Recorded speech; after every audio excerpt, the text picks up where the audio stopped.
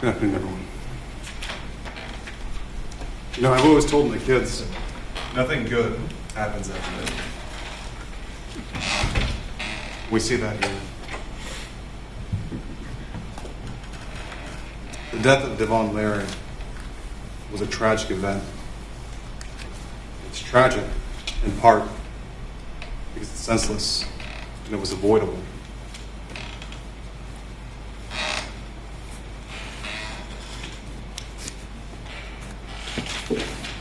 It was because he followed his squad mate in the back. Dutifully, he followed him in the back.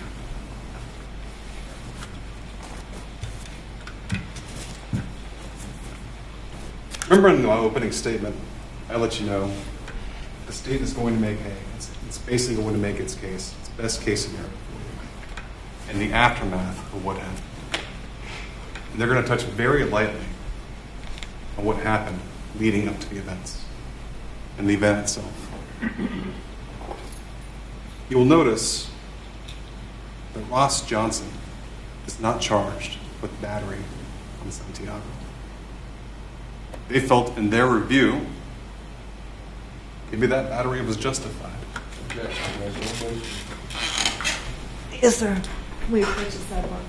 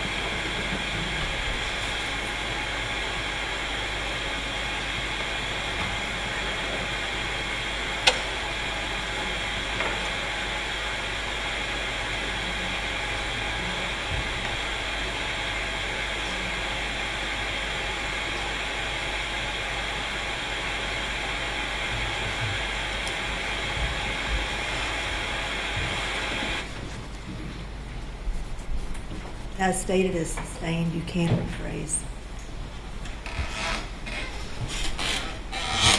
Mr. Johnson is not charged with battery of Malcolm Santiago. He is not charged with the aggravated battery of Malcolm Santiago, even though the evidence clearly shows he's engaged in a fight with Malcolm Santiago.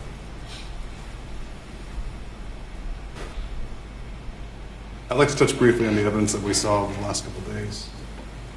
First, we have, it's now former Officer Sastra. Right? He's working for a fiber company now. He was one of the first responders on the scene that cut on his body-worn camera. And it clearly shows the defendant wearing the same shirt, wearing the same pants, his black t-shirt, on scene, still on scene. Next piece we heard from the EMT, Mr. Polkowski,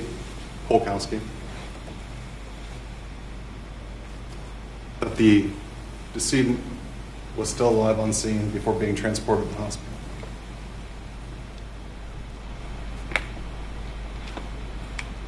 He was unaware that Dayvon Larry passed 3.5 hours later. We heard from Kylie Stewart, the wife of Zach Kaiser. She was there with Zach Kaiser, Ryan Drummond, Malcolm Santiago, Dayvon Larry, Austin Wallace, who was not charged, and Chris Bastille. We heard that the Coyote Ugly was the third stop that night for most of them. Right? It's like, well, they're only there less than an hour before this happened, or just about an hour. but somehow Mr. Larry's blood alcohol content must be heard from Dr. Radke. 0.095. And that's notable because during the fray, his ability to catch himself from hitting the ground was impaired.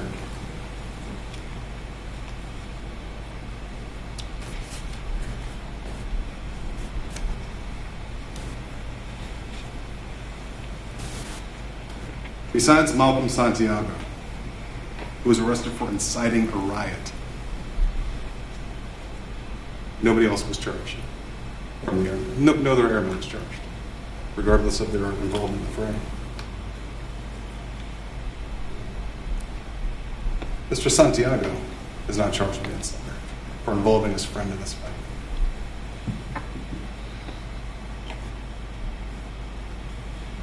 But I would posit to you, I would submit to you, that he's in fact probably more responsible for what happened to Mr. Larry than anybody else there besides the actions of my client.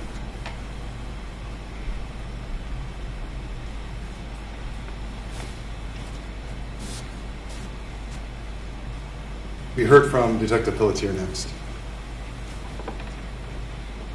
who agreed with a lot of the statements that I was kind of sending his way. It was Lieutenant Anderson that was handling the question, wasn't it? Yeah, it was. And he was hungover. Well, I can't really tell him, but he was drunk the night before. Yeah.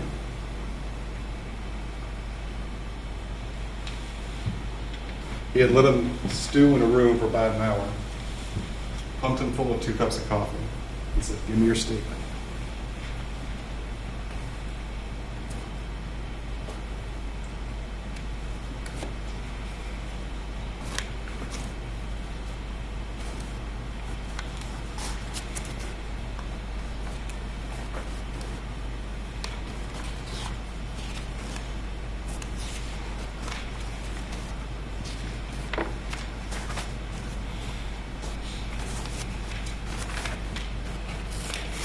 He admitted, well, first he told you guys they found him. They found both Mr. Chester and they found Mr. Johnson. But in reality, they called him. Ross Johnson said, "Sure, I'll come in. You want me to come to you?" No, we're going to come pick you up. He didn't run. He didn't run from his responsibility. He thought he was there to face up to a fight that he had engaged in. And he had no idea the gravity of the situation. And it wasn't until the end of the statement that Detective Pelletier told him that Dayvon Larry had passed away. What was his reaction? I asked. Shock? Disbelief? What did he say? Are you serious? He began to cry. What? How? He had no idea of the gravity of the situation.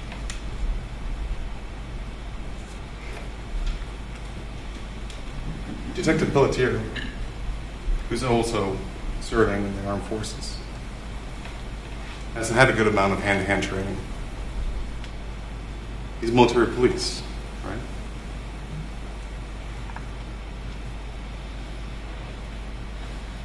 Even the basic training that he had, he understood that when you throw a punch, your power comes from the ground.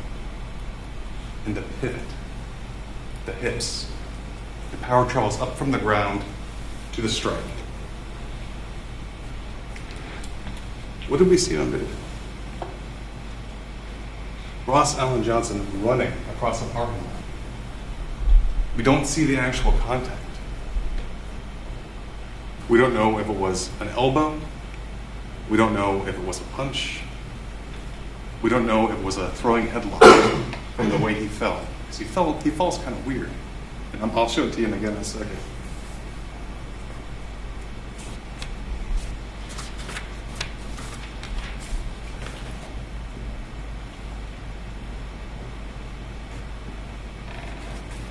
He admits that when he interviewed Santiago, when he came back on scene, Santiago was also 3 sheets to the wind. And he was going after John Chester because he wanted clarification. He was going after John Chester, who was a smaller man of stature. He couldn't fight his way out of a brown paper bag that was wet.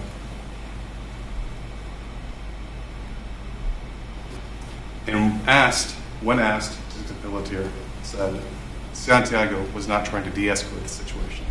Quite the opposite.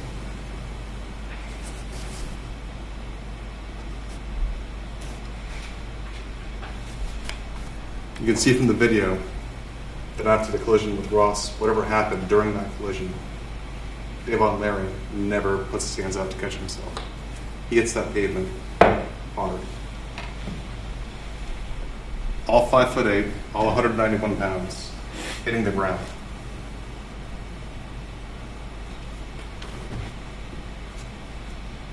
During the interview with Mr. Johnson, Detective Pelletier did in fact say that Ross Johnson identified Dayvon Larry as a threat. And he agreed with me that my client had difficulties putting that concept as to why into words. It's not until Ross Johnson finally had a chance to look at the video and he identifies a beer bottle in the hand of Dayvon Larry. And I asked Detective Pelletier, is it lawful for someone to carry an open container outside of a club? No. They make sure you get rid of it before you leave. What we saw was Dayvon Larry take a beer bottle.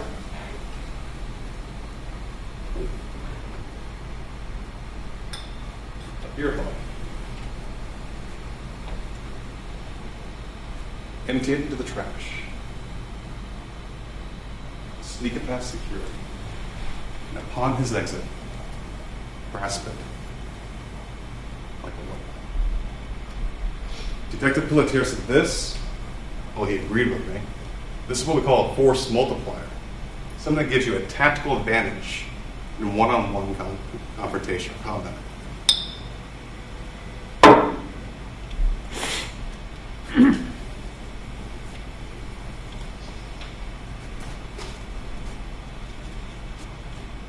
The state's going to mention, they have mentioned repeatedly, I'm sure they're going to mention again in rebuttal, Dayvon Larry discards this as he's running out the door.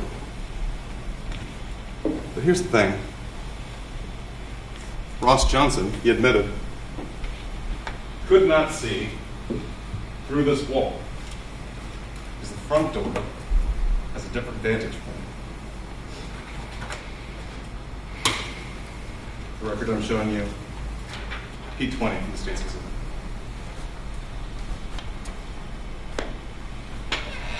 Front door is on the other side of this wall. My client can't see through it.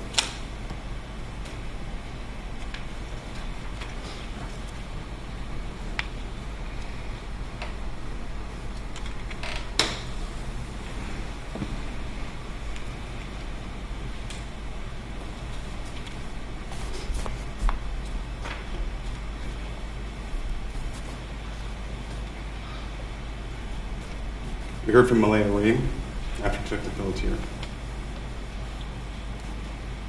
She was there with her friend, Aaliyah Hammerstein.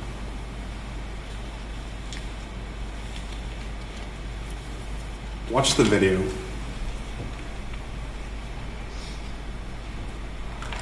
Watch the video. Watch what she's doing as Ross jumps over the railing, right? She's testified that Ross struck someone in the head. What is she doing? She's breaking at that phone to record. She's breaking at that phone as she's approaching the railing. She testified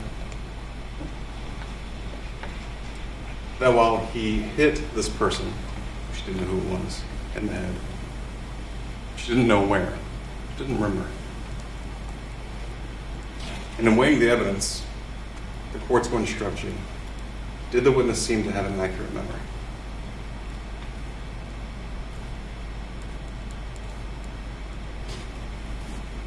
She obviously didn't think it was serious enough, because when she got into her Uber, she Snapchatted the address of where she and Leah were staying and said, "Hey, why don't you guys come over?"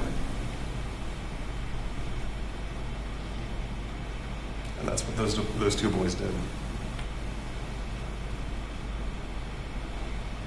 She testified that Ross Johnson and John Chester were 7 and 8 out of 10. Granted, she's a young woman herself, but the next morning, my client says to her, "I'm going to jail." But let's put things in context. He knows he's going to jail for a fight. He's going to talk to the police the morning after. As a fight. It's not a big deal. I'll turn myself on.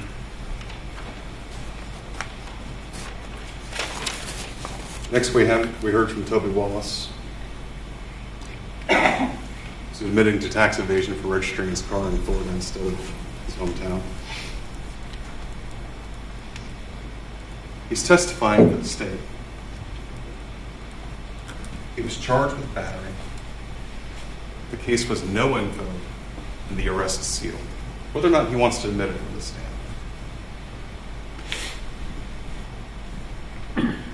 But he says something that my client allegedly says. "Holy cow, I hit that guy. I think I killed him." But we saw the body cam of Officer Saystra, right? Where in the body cam are they standing together before my client leaves? Where did he have an opportunity to make such a statement? And Mr. Larry is still alive on scene when my client leaves.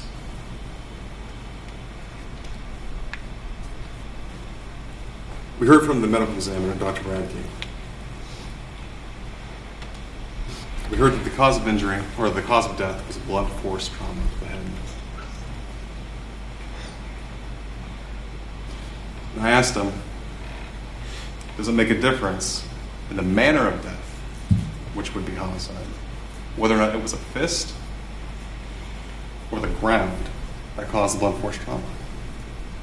No, that's another person that's doing it. That's the homicide.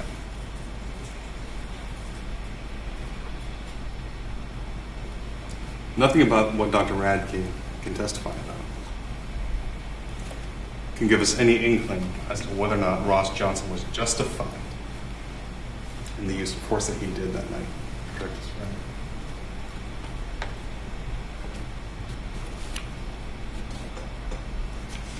So, I forgot to mention one thing about Mr. Wallace. In weighing the evidence, the court will instruct you, has the witness been offered or received any money, preferred treatment, or other benefit in order to get the witness to testify? That's Toby Wallace. Secondarily, there's a paragraph that applies to Mr. Wallace in particular. You must consider the testimony of some witnesses with more caution than others. For example, a witness who claims to have helped the defendant commit a crime hopes to gain more favorable treatment in his or her own case may have a reason to make a false statement in order to strike a good bargain with the state. This is particularly true when there is no other evidence tending to agree with what that witness says about the defendant. So while a witness of that kind may be entirely truthful when testifying, you should consider his testimony with more caution than the testimony of other witnesses. However, if the testimony of such a witness convinces you beyond a reasonable doubt of the defendant's guilt, or the other evidence the case does, you should find the defendant guilty.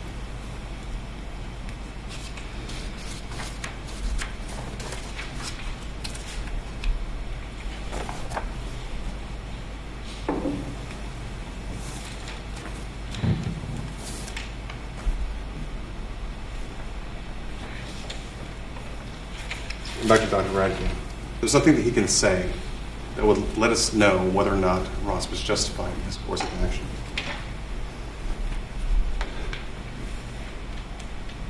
The description of the injuries, right? The fracture to the back of the skull, the injury to the front right of the skull, the coup counter coup that he's describing.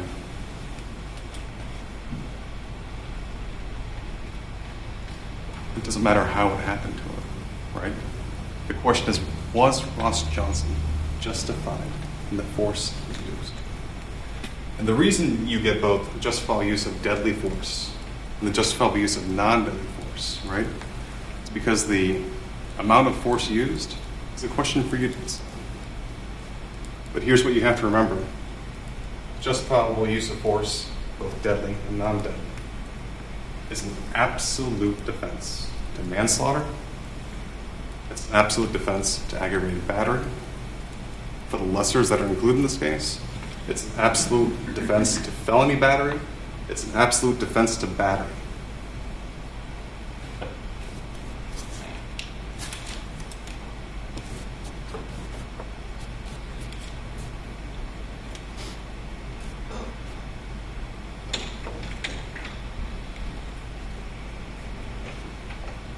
You know, the state said to my client, you should have let him go. You should have done an armbar.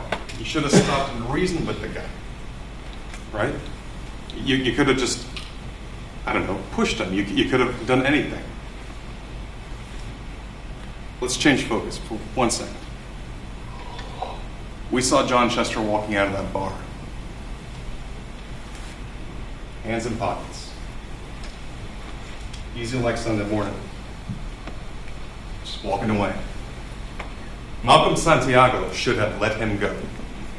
But what did he do instead?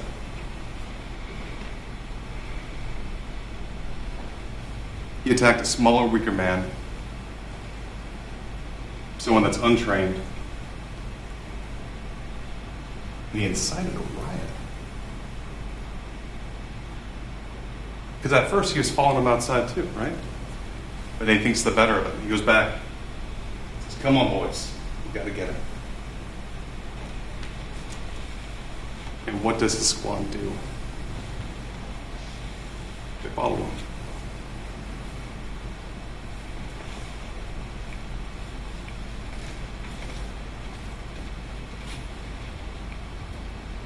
We heard Mr. Graham refer to Dayvon Larry as a peacemaker.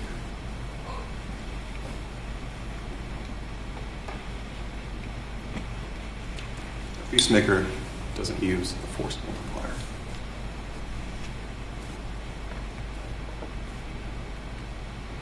You know, there's a difference between a peacemaker and someone who protects somebody else. There's a difference between a peacemaker and a brother's keeper.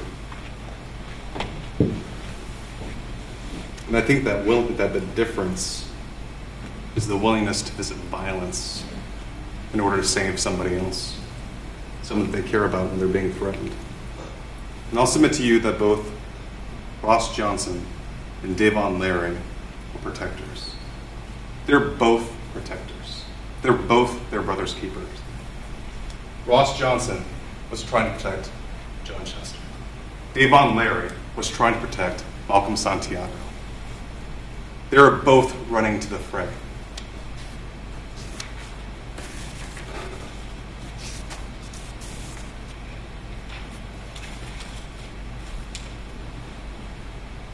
The state's entire case has focused on the aftermath of what happened.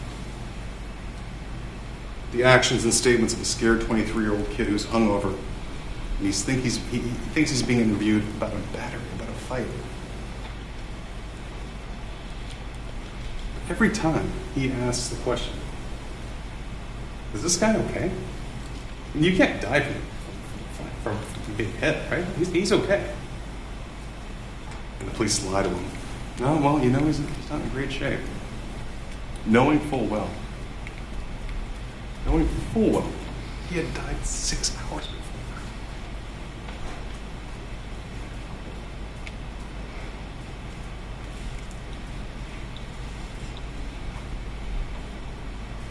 The things that the state thinks are deceptions, the dumbest things in the world to lie about. I jumped over the railing versus I exited through the front door. And these are basic statements that he's making because he has no idea, again, about the gravity of the situation. And every time my client's allegedly changing his story. He's being led on by Lieutenant Anderson. And this is how a false confession starts. Well, couldn't you have hit him with your right hand? Well, you know, it is kind of sore. My finger's jammed up. I might have hit him with my right hand. Are you sure it wasn't with your left? It looks mighty puffy. Knowing full well he had just involved himself in this brawl with Santiago. Of course it's smooth.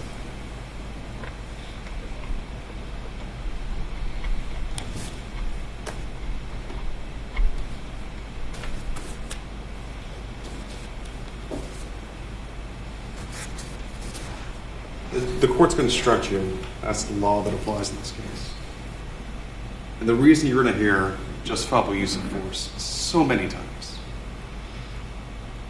is that it is an absolute defense to both manslaughter, aggravated battery, felony battery, and battery. And we talked about reasonable doubt, right? What is reasonable doubt? I gave you that silly example of a cat in a box. What is reasonable doubt? And the court's going to instruct you, whenever the words reasonable doubt are used, you must consider the following.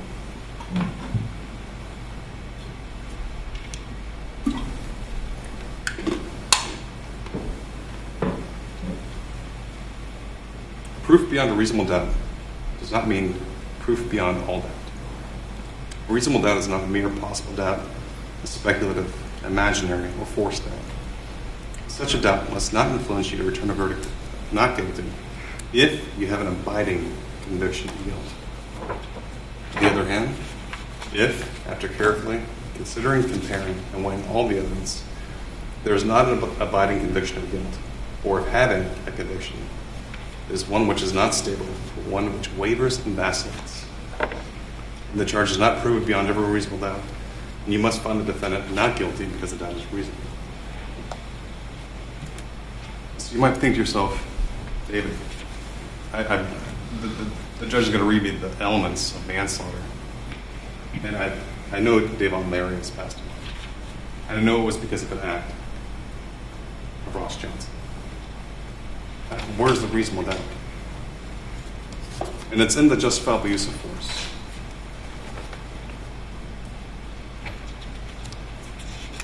Ross Allen Johnson does not have the burden of proving that he was justified in using force, either deadly or non-deadly.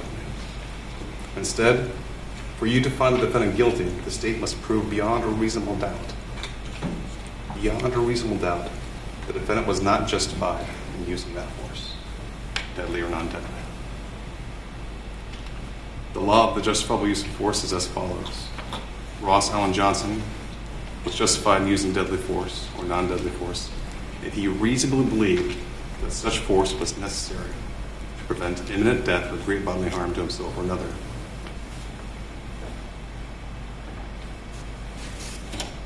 In deciding whether Ross Allen Johnson was justified in the use of deadly force, you must consider the circumstances at the time the force was used. In other words, from Mr. Johnson's perspective,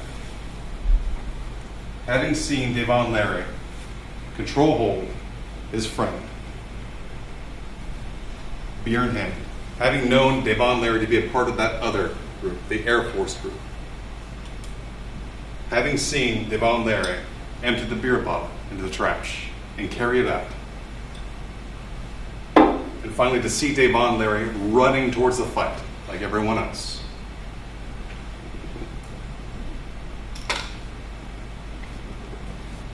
From his perspective,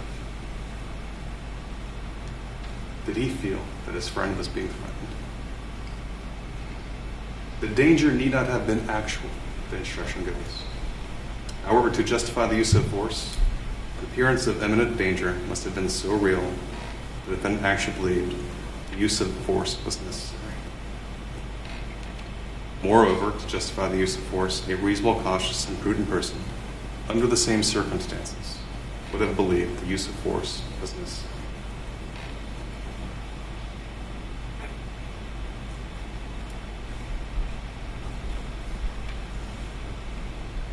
John Chester, if he were on trial,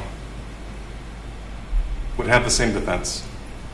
he would have the same entitlement to use self-defense to protect himself. The law says that same self-defense applies to the defense of others.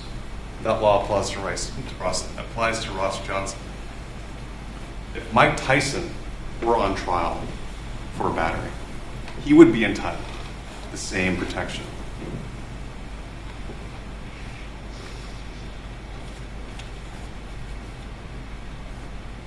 The state's going to make an issue of this, and considering the issue of self-defense, or defense of another, you may take into account the relative physical abilities and capacities of Ross Allen Johnson and Dayvon Larry.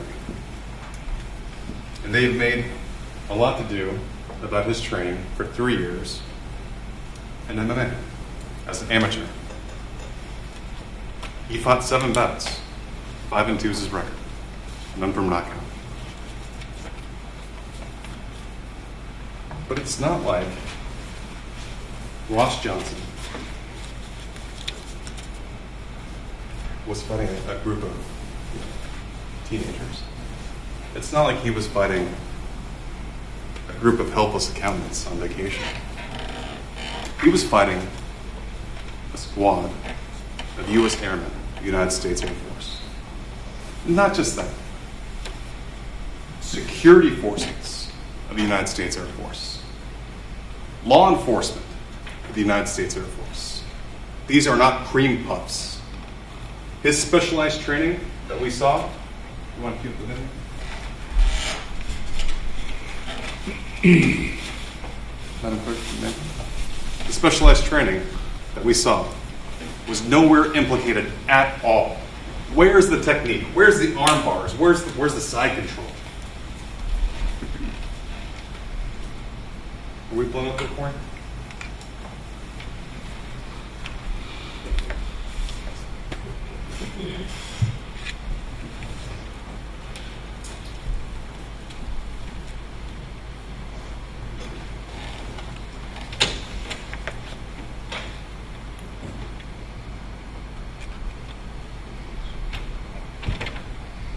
There was nothing special about Mr. Johnson's background that gave him any strategic advantage in a street brawl. That's the long and short of it.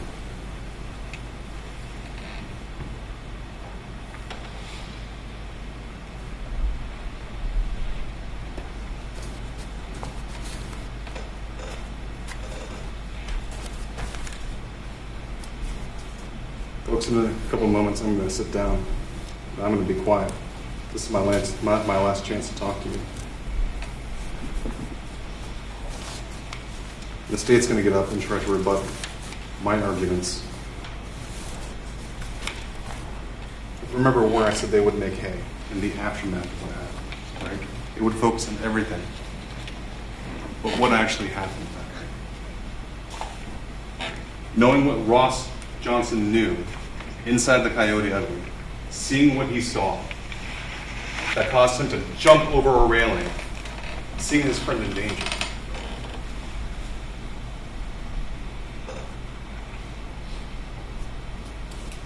You know, when they had Pelletier on the stand, and they had him identifying people, and they kind of had this like chart that teams do, they walked him through frame by frame. Who is this in the video? You'll notice that they were silent. They didn't point out Dayvon Larry into that fear level. Who's walking out the door?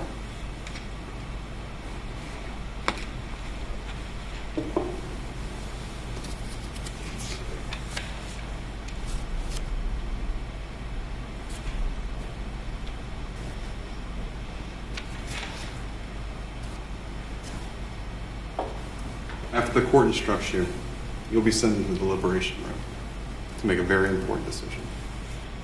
That decision is whether or not the state has proven beyond a reasonable doubt that Ross Johnson had no right to use the force he did. Right? Not against Malcolm Santiago, but against his squad mate who was running towards the fight. At the end of this trial, I'm going to ask you to find the verdict that justice demands, not the one that the community is expecting from us. the one this case, the law demands. There's a lot of pressure, and I apologize for putting you under it. There's only one just verdict here. Judge, I don't want this play. It must have been.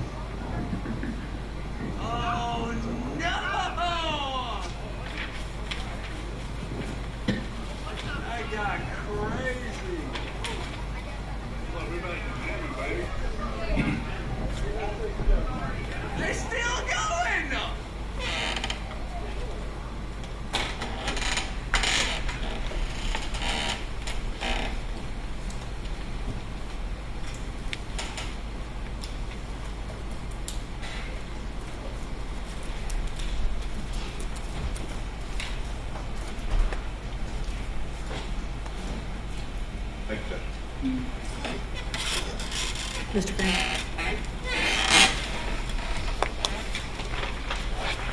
Madam Clerk, and the motion.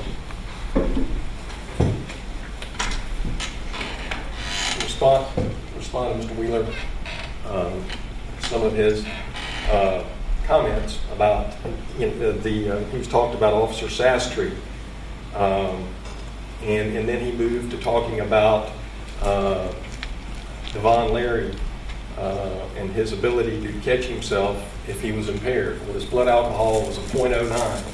The legal limit in Florida is .08. What's significant is what Dr. Ratke said. He told you why Dayvon Larry died, and it was a blow to the back right behind his ear. Not from a fall. We've covered that. Dr. Ratke found no evidence of any abrasions or any brain injury related to a fall. It was all from a punch to the back of the head. That's what he said. That's what's important.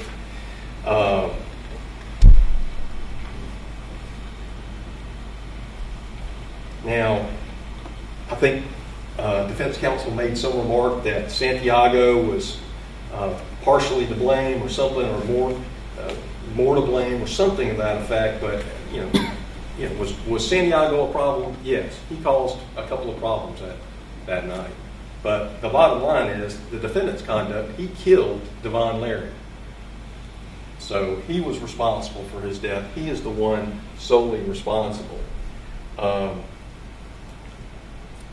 He mentioned about the interview that he's made a big deal that Investigator Pelletier didn't tell him immediately that Dayvon Larry had passed. Well, Investigator Pelletier explained that. He said, look, he would have clammed up. If the defendant knows all of a sudden, man, that guy's dead, he wouldn't be free-flowing with the information. So yeah, they kept it from him because they wanted to try to get as much information as they could. It took them 4.5 hours. And, they had to confront him on all of his inconsistencies.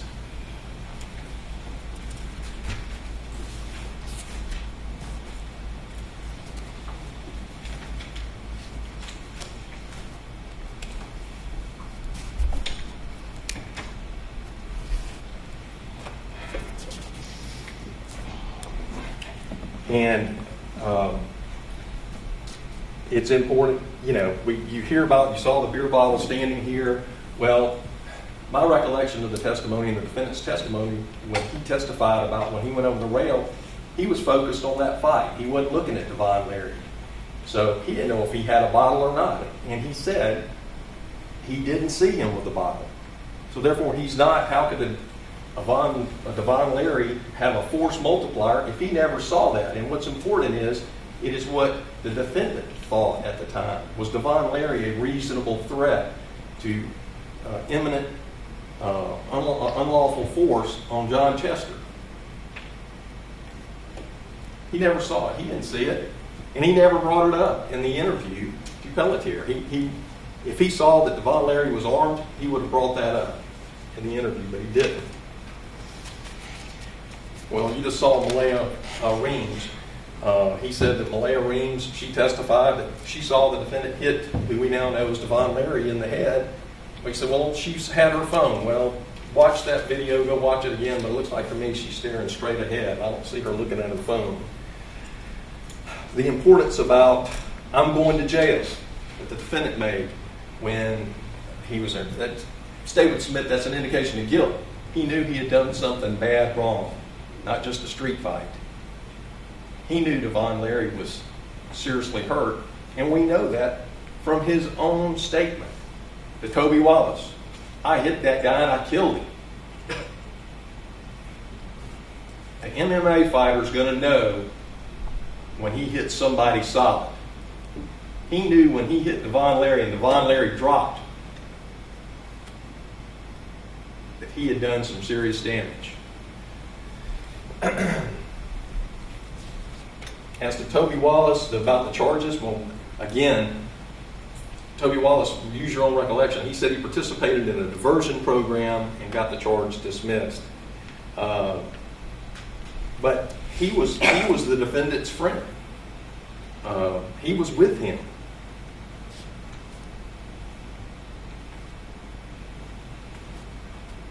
And the defense made an issue of that. Dr. Ratkey's testimony on the cause of death, that's not dealing with the justifiable use of force, or I'm just going to use the term self-defense. Well, I think Dr. Ratkey's testimony does impact on the issue of self-defense. He was very clear that the blow came from behind the left ear. I would submit that's important to self-defense. Dayvon Larry was not confronting somebody. He got hit from behind. And that's what you saw in the video.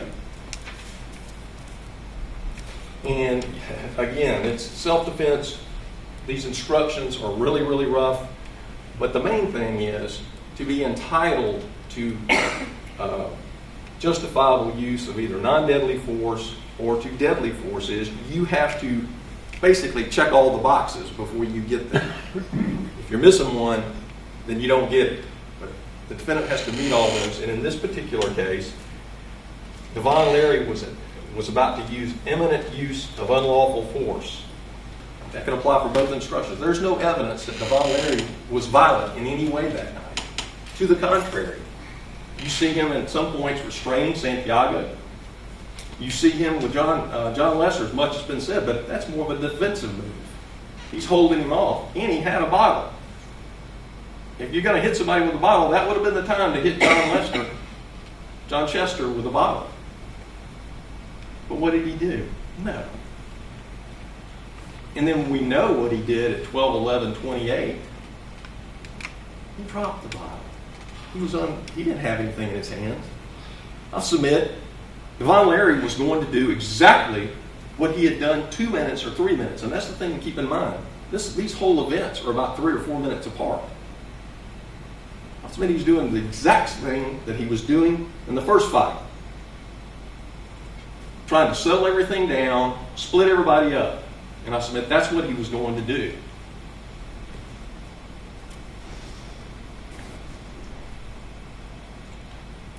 And that goes to one of the other conditions, that the defendant has to reasonably believe that Dayvon Larry was going to use some unlawful force.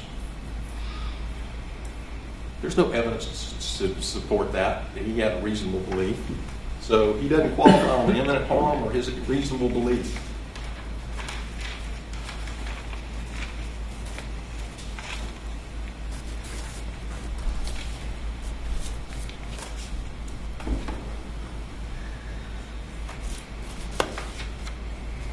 One of the instructions, the judge is going to give you a lot of instructions when you go back there. And she's going to instruct you on the law, and then you're going to hear, I think, approximately 6 times, or at least 4 times, both the instruction on justifiable use of non-deadly force and deadly force. You'll probably be able to recite it when you leave here. But she's going to give you some instructions also about how you consider evidence. And the main thing is, y'all don't leave your common sense in front of the courthouse when you come in here. Use your common sense when you consider the evidence. And I think she'll tell you, that's what the instruction says. You should use your common sense in deciding which is the best evidence and which evidence should not be relied upon in considering your verdict. And one of the other important, does the witness's testimony agree with the other testimony and the other evidence in the case? Well, I would submit, first of all, you've got the video of showing everything but impact of the defendant sucker punching Dayvon Larry in the back of the head. But then you've got Malaya's testimony that says, look, he hit somebody in the head. You've got his admission to Toby Wallace, hey, I hit that guy and I think I killed him. He knew he had done some serious damage. And then you got Dr. Ratkey's testimony, which is completely consistent with those statements. Dayvon Larry was killed by a punch to the back of the head. Now, one of the other things that you're going to have back there, you're going to have state's evidence book, and if you locate SP 5, 1 through 5, there's still photos. And you'll be able to see the still photos of that sequence that you've seen probably 15 times now of the defendant approaching Dayvon Larry, and you will be able to look at them and look at them to your heart's content with the time. And you will see that the defendant wasn't running directly at Dayvon Larry, but he was coming from behind him. And it's very clear. If you look at 12:11:29, and then you see his arm going back, and I would say it's consistent with him hitting that punch right behind the left ear.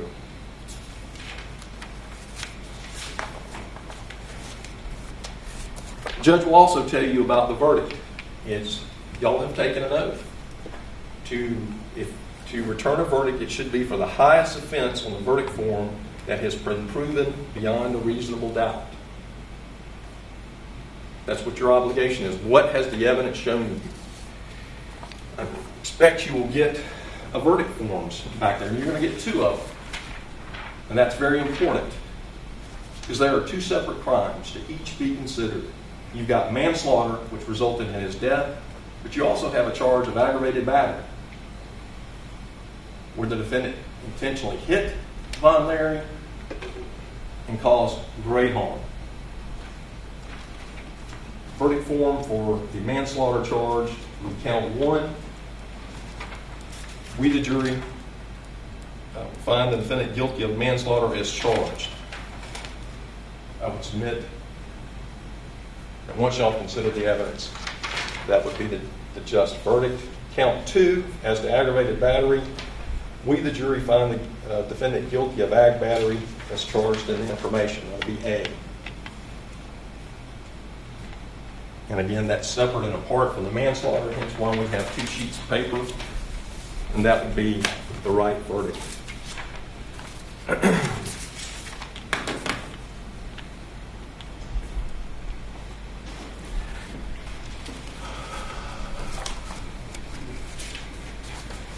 No doubt the defendant sucker punched Dayvon Larry. The defendant, he's an MMA fighter. He knew his left punch could cause great bodily harm. He admitted that today. It could cause harm.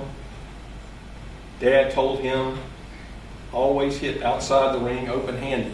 That statement he made to Toby Wallace 2 weeks before, 2 or 3 weeks before April the 10th, 2023.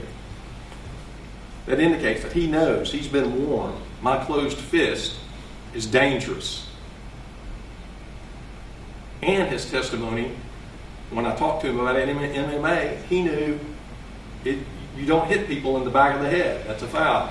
Why? Because it's dangerous. I hit that guy and I think I may have killed him. Again, he knew before leaving the scene that Dayvon Larry was badly hurt or going to possibly die, I would submit, based on that statement. The defendant hit Dayvon Larry from behind. That is clear from those photographs that you will see in SP 1 through 5. Hit him in the back of the victim's head behind the left ear. And then you have Dr. Radke's testimony. The victim's skull fracture consistent with a punch. And I would submit, and we know from the photographs, that the victim was defenseless and he was unarmed at the time the defendant struck him.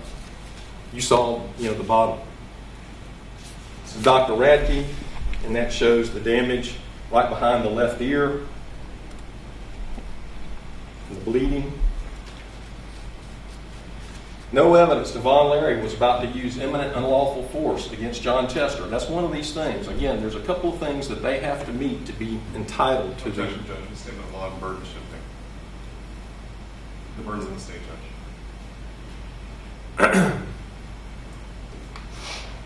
So the facts have to be to support the defense instruction. You have to fulfill all those requirements. One of them being that Dayvon Larry was about to use imminent unlawful force against John Chester. Well, he admitted, his own testimony today was that all he ever saw Dayvon Larry doing was holding John Chester at length, and he had a beer bottle, but he was never using it. And I would submit he was trying not to spill it. No evidence of any offensive action, only trying to stop it. The defendant was at that first altercation about 44 seconds. He was around. He saw Dayvon Larry ultimately, after that, restraining Santiago. He knew he was not aggressive. Defendant was present at the first fight for 44 seconds and sees the victim restraining Santiago. The victim is holding a beard the entire time. He never used it. If he was going to use a force multiplier, he never used it.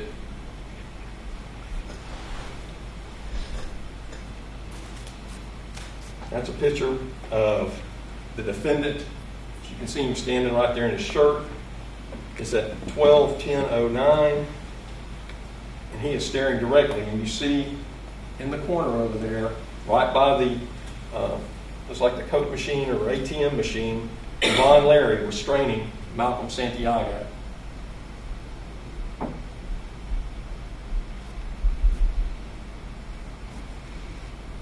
Again, Dayvon Larry is over in the corner, and the defendant is a few feet away. He has to have a reasonable belief that Dayvon Larry was an imminent threat to use unlawful force on John Chester.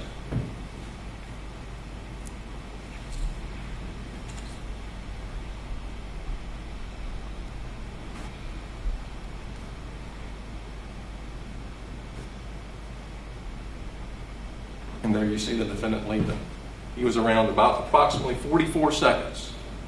And most of that time, Dayvon Larry was restraining Malcolm Santiago. And this is a picture that, it's a still photo that shows when he walks up at 12:10. This still taken at 12:10:09 shows the defendant looking directly at where Dayvon Larry is restraining Santiago. 12:10:19, about 9 seconds later, once again, right above the fellow in the white shirt, you see the defendant looking directly at where Dayvon Larry and Malcolm Santiago is. 12:10:26, once again, the defendant is standing right behind the fellow at the ATM machine, and once again, he's looking in that direction.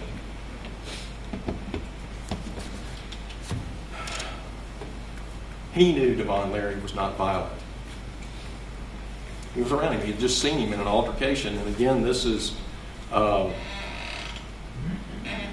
minutes before Dayvon Larry is struck. No evidence he was a threat. Victim has held John Chester trying to stop the bar fight. The victim dropped the beer bottle at 12:11:28. He was not armed. The defendant hit the victim from behind over 35 to 40 feet away. That's not imminent threat to John Chester. Victim had not demonstrated any aggressive acts prior to the defendant hitting him in the back of the head. Aggressive acts such as hitting people, using a bottle, anything like that? No evidence at all. Defendant intended to get an easy knockout.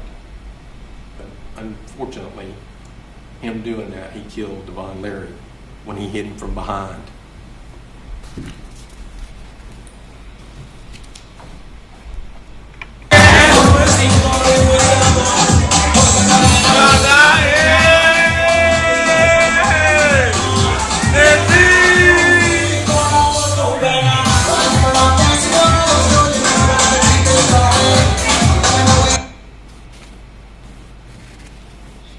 That's taken at 11:57.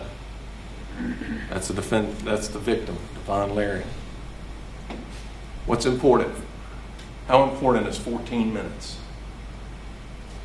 11:57, we see Dayvon Larry. 12:11, after the defendant's handiwork, we see Dayvon Larry laying on his right side. And for all intents and purposes, he was gone at that point. 14 minutes.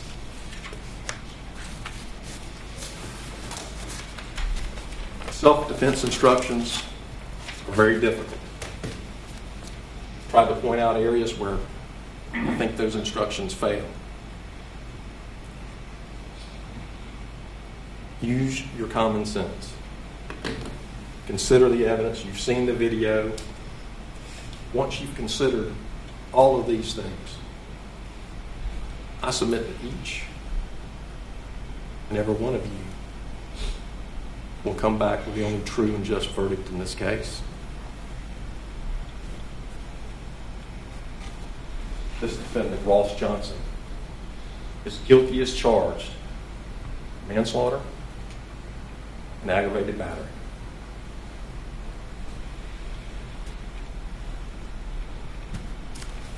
So say we all.